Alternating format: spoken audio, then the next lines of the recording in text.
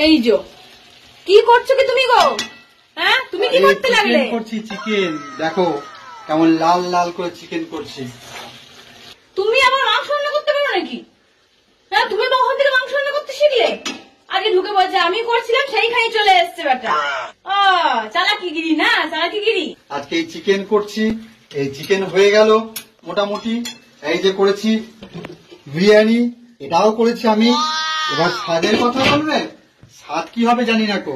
লোকেকে জিজ্ঞেস করে, খাওয়ার পর জিজ্ঞেস করে কেমন হয়েছে, বলবে ভালো হয়েছে, না হলে বলবে যে একটু এই খারাপ হয়েছে। সামনাসামনি তো বলবে না, বাড়ি গিয়ে বলবে খারাপ হয়েছে। কিন্তু আমি আজকে লঙ্কা বেশি করে দিয়ে দিয়েছি।